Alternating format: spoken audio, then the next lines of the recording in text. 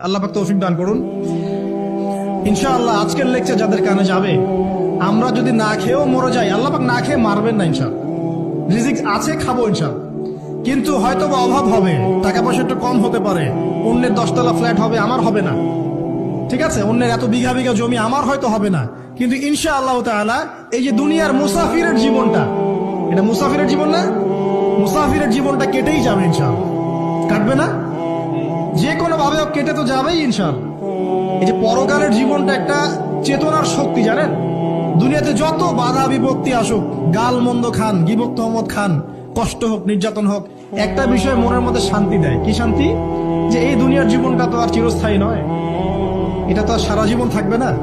ইনশাআল্লাহ এই অবস্থা আস্তে আস্তে পরিবর্তন হয়ে যাবে। ফাইন্না মাআল উসরি ইউসরা, পরকালে ইনশাআল্লাহ পাবো। দুনিয়াতে না পেলে কি হয়েছে, পরকালে পাবো ইনশাআল্লাহ। যুবক ভাই, এসব জেনা ছেড়ে দেন, আল্লাহ রাব্বুল আলামিন আপনার জন্য হুর রেখেছেন জান্নাত, ইনশাআল্লাহ পাবেন ইনশাআল্লাহ।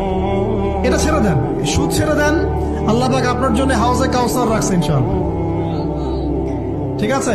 অন্যায় পাপ ছেড়ে দেন, আল্লাহ রাব্বুল আলামিন আপনার জন্য জান্নাত রেডি করে রাখছে ইনশাআল্লাহ। এই দুনিয়ার জীবনটা ধোঁকা, একটা ছোট্ট জীবন, পুরা ধোঁকা, কিচ্ছু নাই এর মধ্যে। আমার কথা শোনেন, এই দুনিয়ার জীবনে কিছুই নাই। চারপাশে অনেক কিছু মনে হবে, আপনার বাড়ি আছে, গাড়ি আছে, স্ট্যাটাস আছে, টাকা পয়সা, প্রতিপত্তি সব আছে। আদতে আপনি একা, আদতে আপনাকে একাই কবরে যাওয়া লাগবে, একাই আল্লাহর সাথে হিসেব নিকাশ দিতে হবে। কেউ নাই সাথে, আমার সাথে কেউ নাই। কিন্তু আপনি মনে করছেন যে সেলিব্রিটিজম, বড় আমি পলিটিক্যাল নেতা হয়েছি, আমাকে সবাই চেনে, আমি ইকোনমিক সেক্টরে লিড দেই, রাষ্ট্রকে লিড দেই, আমি